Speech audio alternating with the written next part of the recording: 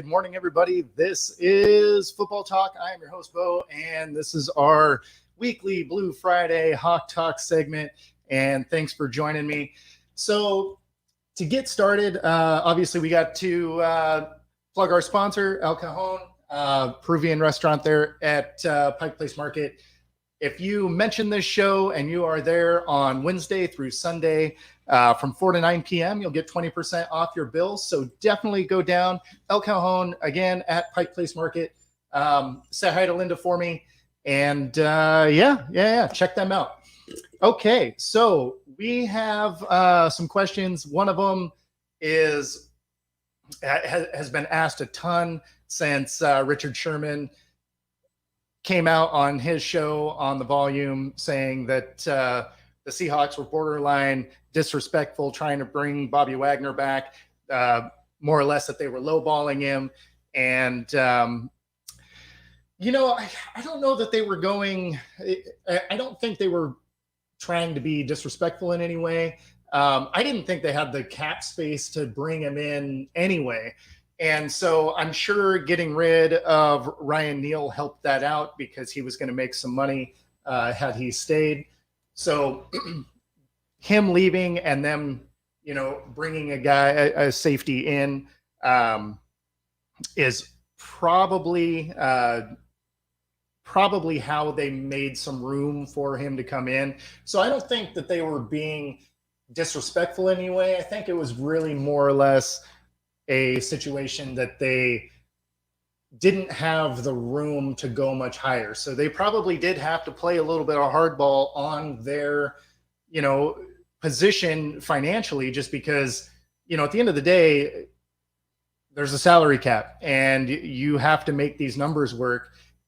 Based on everything that I've seen, their numbers don't work anyway.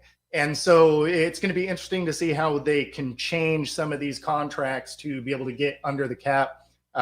Because again, most of the things that I've read have them over the cap at this point, and we're still a couple of weeks from the draft. So, if they pick up draft picks, if they don't trade picks or add picks or anything like that, I think if they pick all of their spots where they are, that's another $8.5 million. And if they're already over the cap, I'm not sure how their creative accounting department is going to make that work. Obviously they can. The Rams were able to have some ridiculous contracts that hit at different times, and it worked for them. They went and got a ring, but when you look at them this year, it's a good thing it worked because they're going to be a shell of themselves going into this season. So I think that was more or less the Seahawks trying to avoid running into that situation. I think they want to be competitive long-term instead of shoving all the chips to the middle and, trying to win 1 year and then having to blow it up. I don't think that was a situation where they were trying to be disrespectful. I think that's more or less a situation where Sherman is probably, there's just not a lot of news, right? We are a few weeks removed from the beginning of free agency. So there is, and we're still a couple of weeks away from the draft. So there's not a lot of news going on. There's nothing that's been changed as far as Lamar or as far as, Rodgers. So I think this is more or less just trying to make a story where there isn't one, just for lack of things to talk about at this point. I feel like everybody's made 1,000 mock drafts at this point also. So it's not even like you really want to listen to any more of those.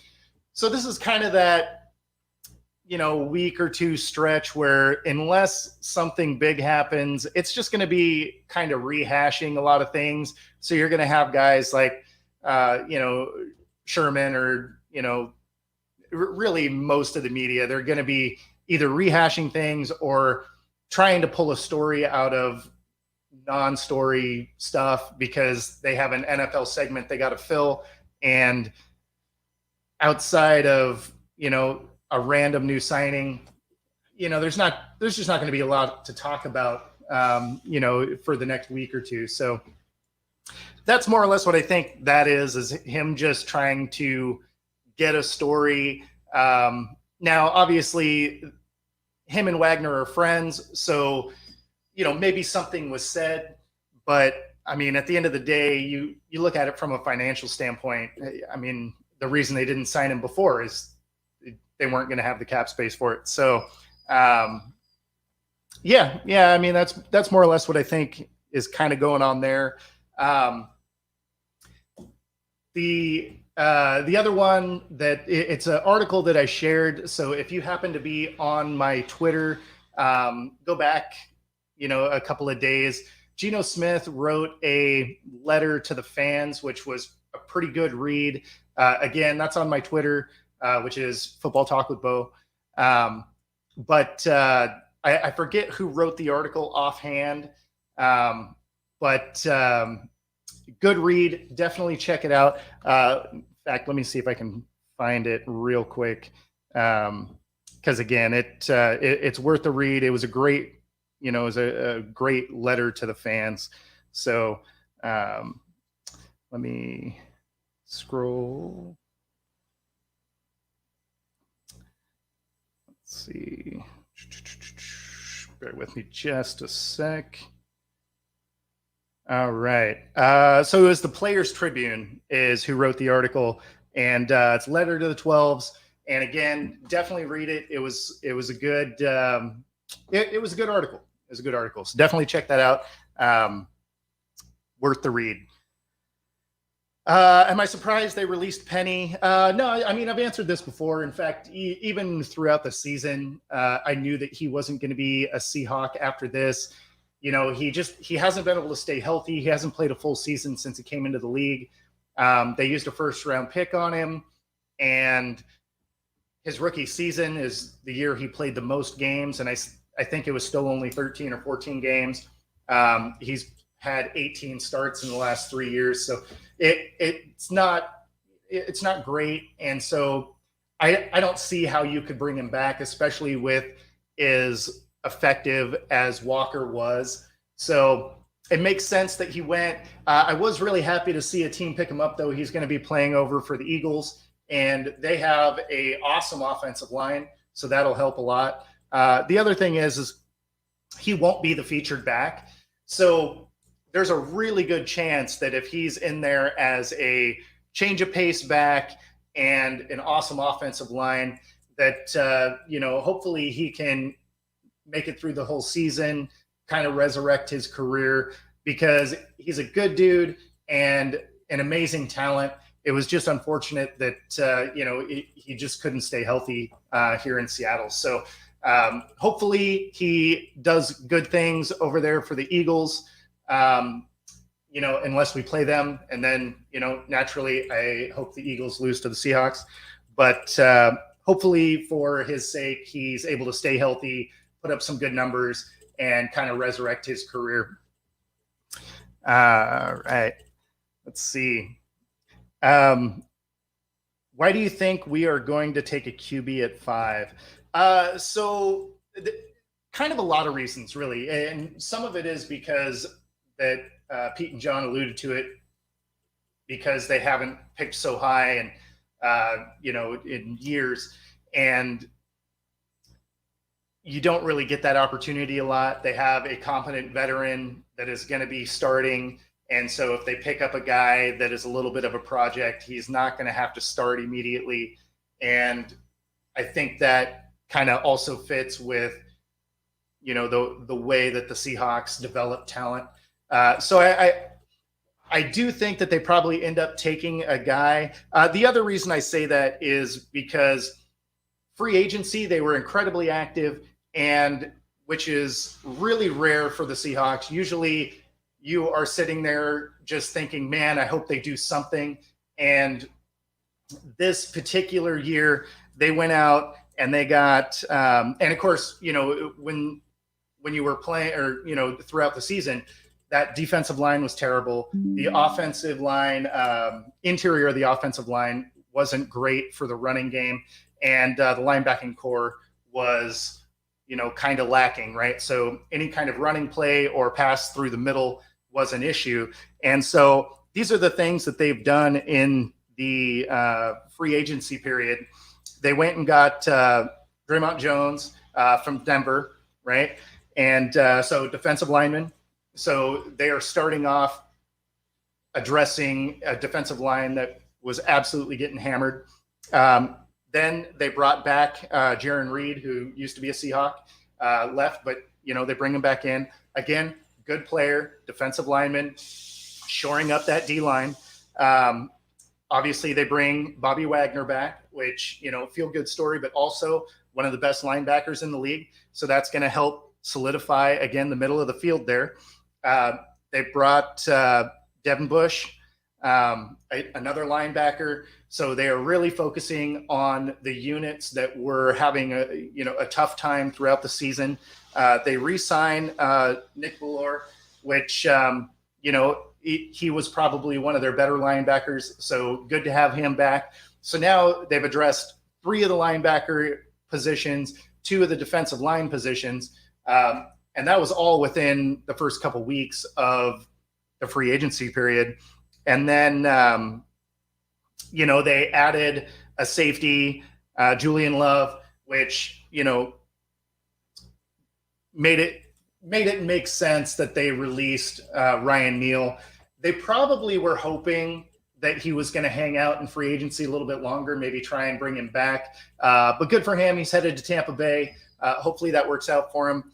But, you lose Neal, but they had brought in another safety to probably address what they knew they were going to have to do anyway. And then they also added the center, Evan Brown. So that's going to add a little bit of stability to the interior of the offensive line. So they were, again, really active in the free agency period. So it's really good to see that, they were addressing obvious holes that they had last season. And that really lines up with them going ahead and taking a quarterback in that, number 5 spot, because they don't have to get, top talent in any of those positions at this point.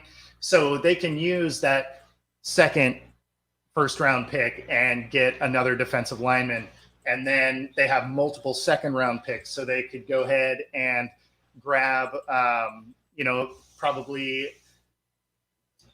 a linebacker and potentially, an extra receiver, or maybe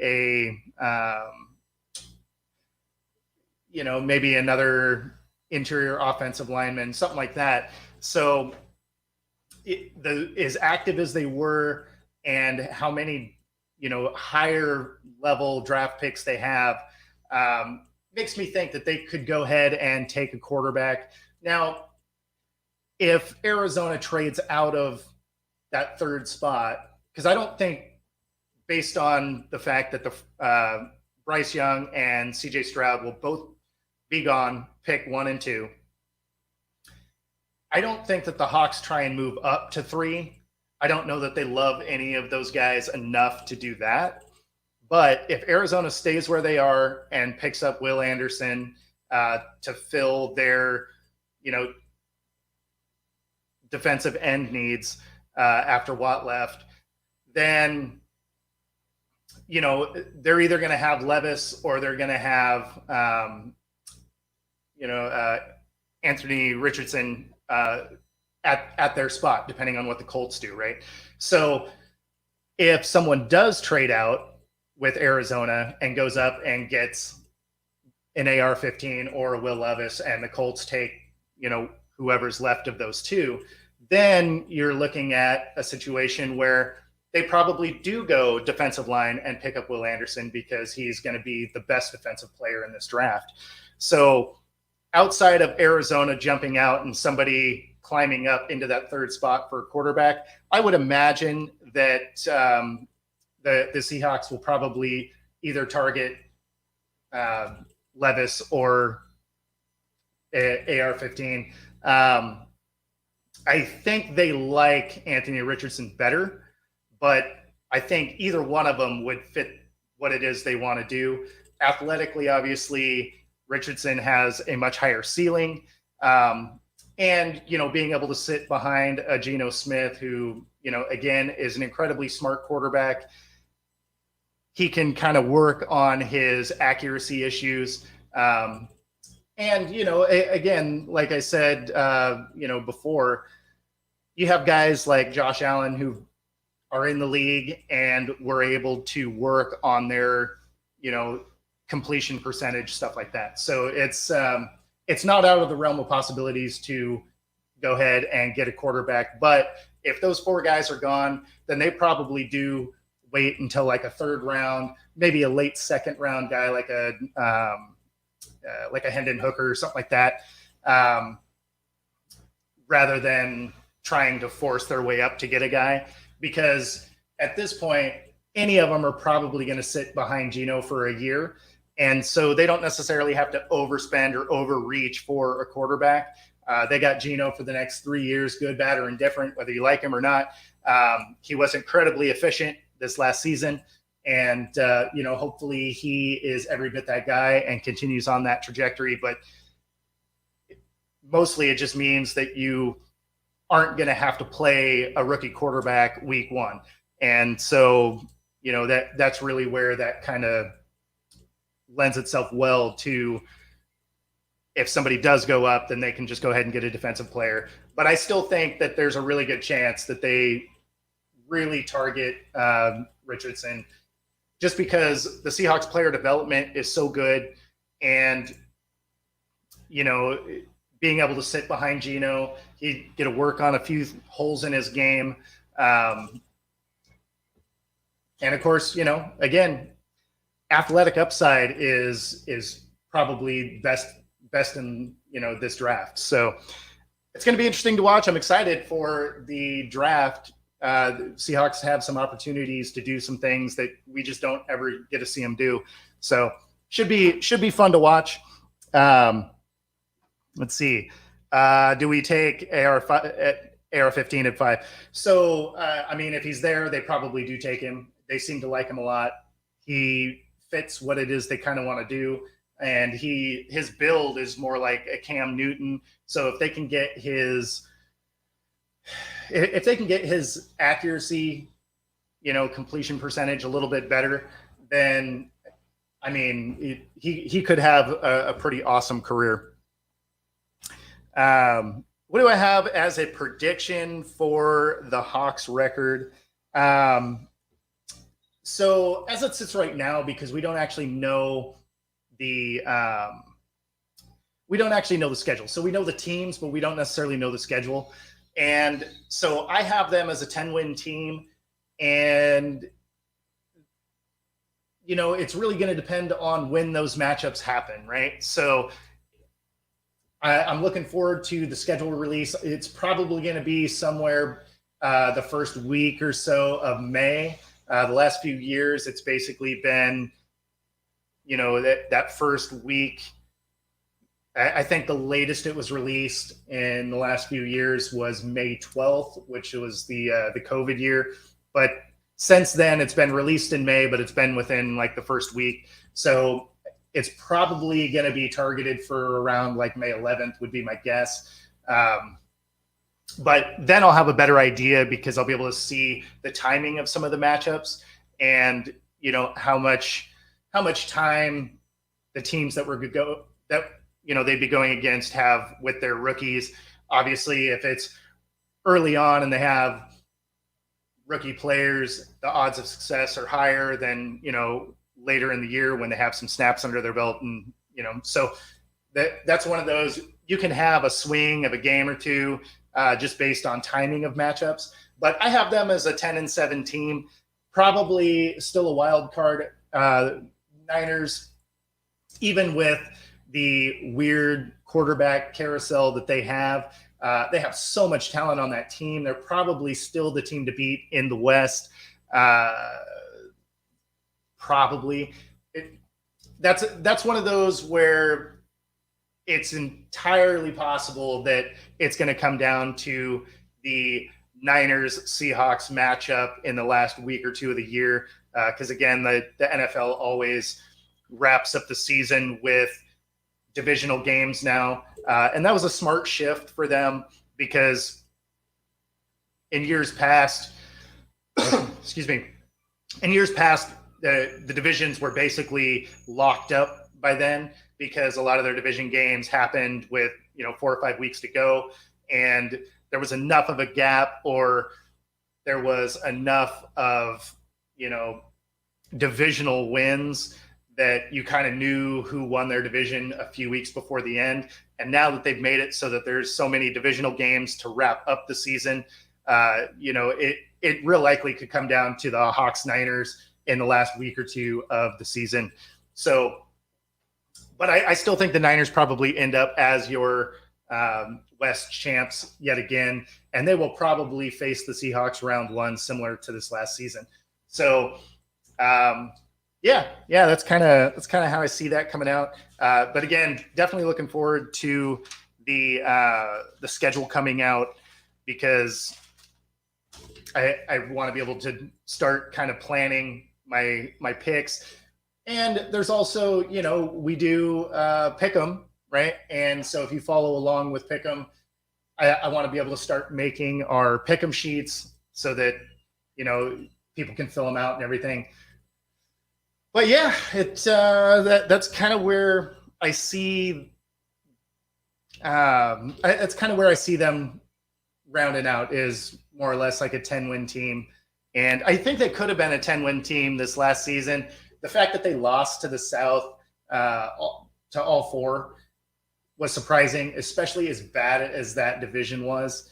So they're going to have a little bit harder schedule than they did last year, but I still think that they're going to be a better team, especially shoring up that defensive line, linebacking core.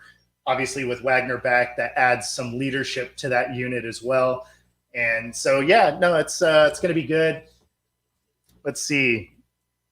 I've been asked this one a couple of times throughout the season, and of course, after the season now. But am I worried about the age of Lockett? So I'm not. He drops after the catch quite a bit. So it's a business decision, and it's smart. He stays healthy, doesn't fumble the ball, has really good hands. So, excuse me, has really good hands. So, he catches everything that's within range.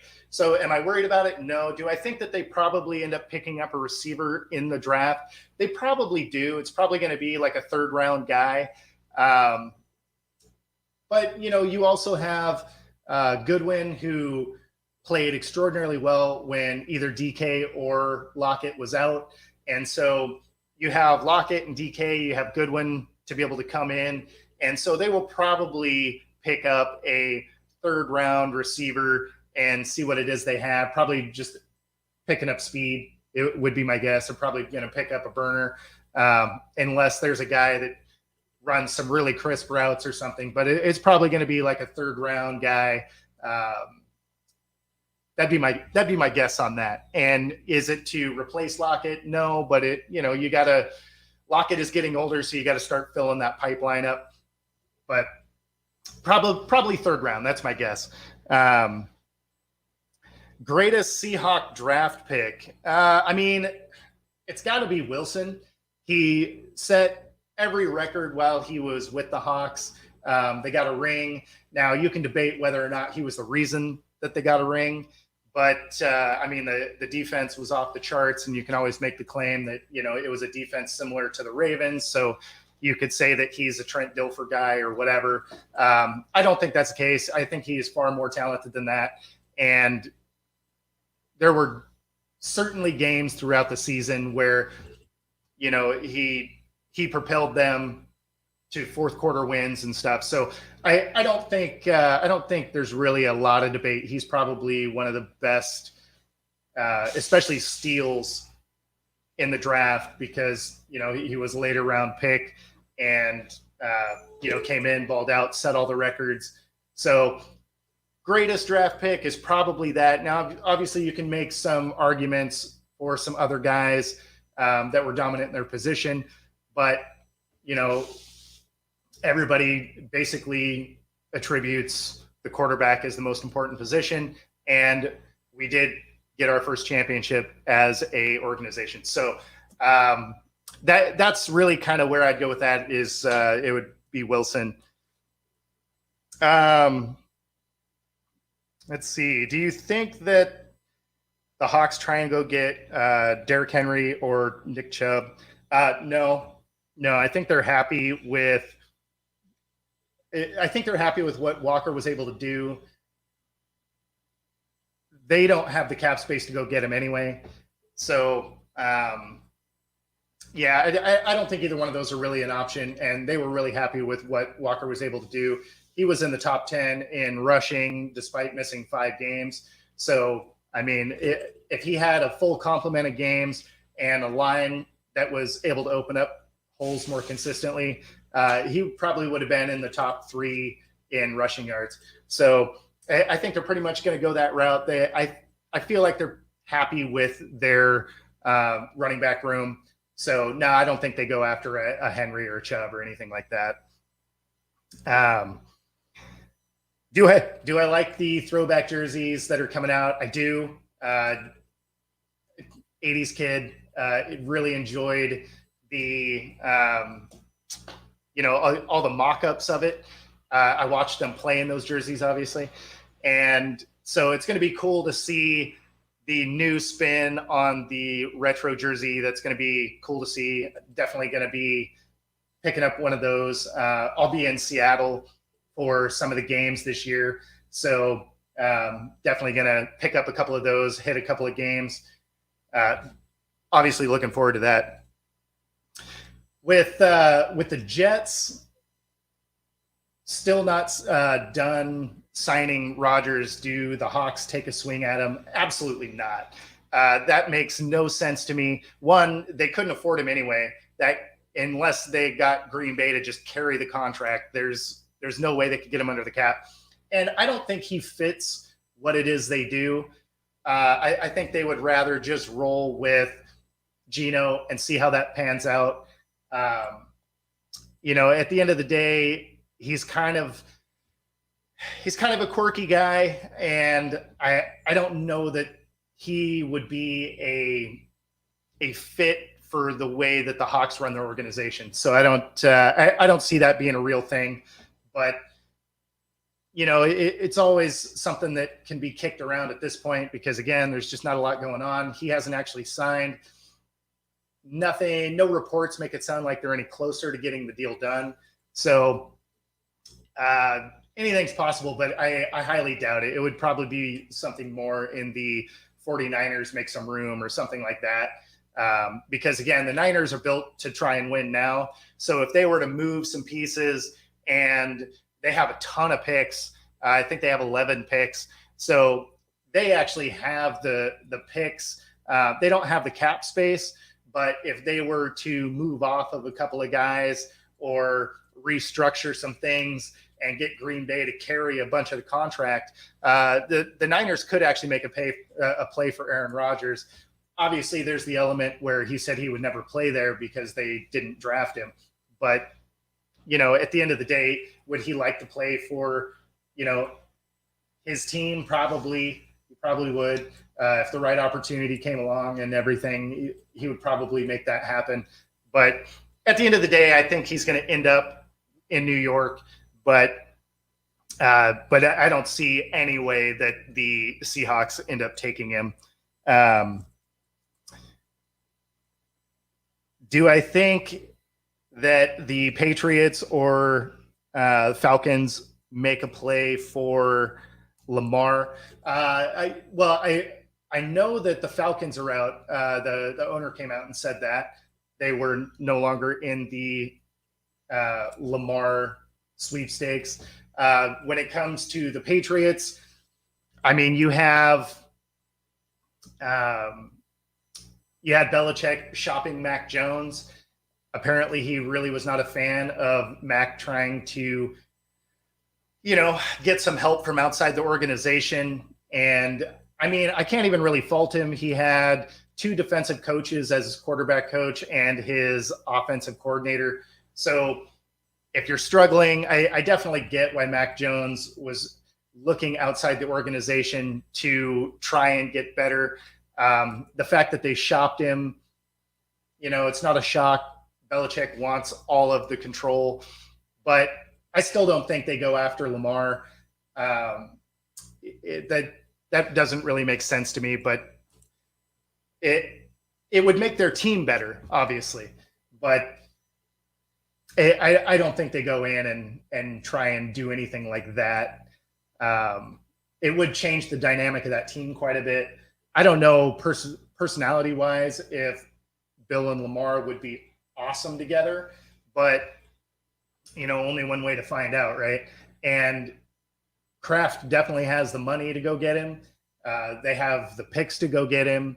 So, I mean, if they wanted him, they could definitely go get him. But Seahawks definitely are out on the Lamar thing. Also, again, cap space wise, doesn't make sense. I don't think they give up the picks either when they have, a high pick that they can get an athletic guy. I don't see the Hawks trying to make that move either. But he would be incredibly dynamic in that Seattle offense, though, especially with the speed that you have with DK and the great route running that Lockett offers, and the third option in Goodwin, he was good. So it would be interesting to see, but there's no way that they go after him. So I think he ends up playing for the Ravens. But if there was a team that could go get him, I mean, the Patriots could. But again, I don't know that they pull the trigger on it. All right. Let's see. We got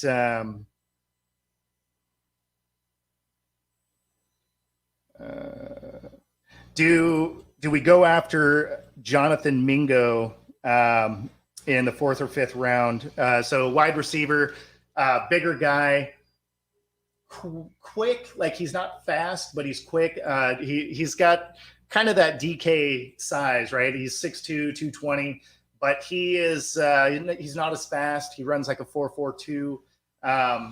But if you were picking him up as like a slot option or something like that, he does have decent footwork. So you could pick him up in a situation like that. Like, he's not going to outrun anybody, but he can create some separation.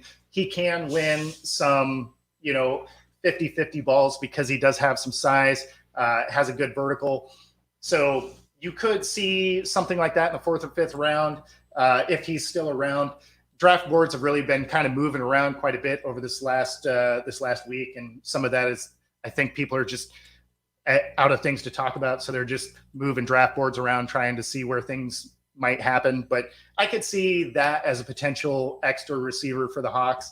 I do think that they're going to look at a receiver in the 3rd or 4th round, again, just to try and complement the receivers they already have, but also with the thought in mind that Lockett is getting older. He did have, an injury or two. So nothing major, but, missed a couple of games. So something like that, I could definitely see being a potential add in the mid to later rounds of the draft. Yeah, so that's all the questions we have for today. I appreciate you guys sending them in each week. Some of these were similar questions, and some of that is because not a lot has gone on.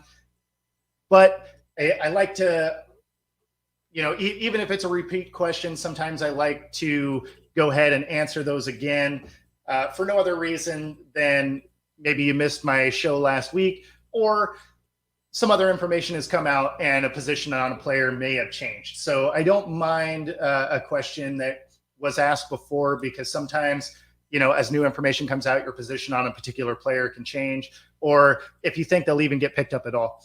So definitely enjoy that. I'm going to be on Let's Talk Sports later today on Let's Talk Bets. And so that should be a fun show. Be sure to tune into that. And we have a real busy schedule next week. We got a new show on Monday mornings called Monday Morning Mariners.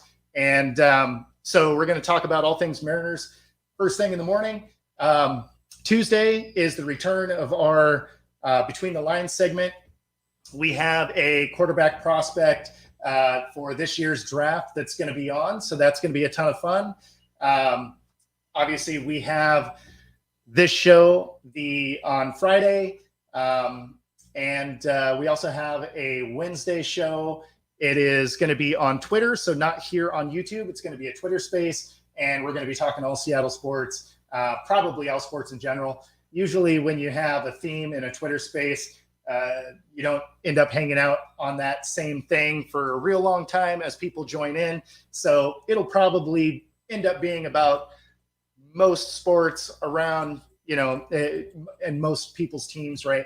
So going to be fun. So Twitter space on Wednesday. We have Hawk Talk Friday, Between the Lines Tuesday morning, and Monday Morning Mariners on Monday morning, obviously. So be sure to like, subscribe, whether you are on my channel, on Let's Talk Sports, or Hardcore Sports. The show is on all three channels. So be sure to check out other content on the channels, because there is a lot of good content out there, and a lot of those other guys are awesome. So other than that, you guys enjoy the rest of your Friday, and we will see you later tonight on Let's Talk Sports.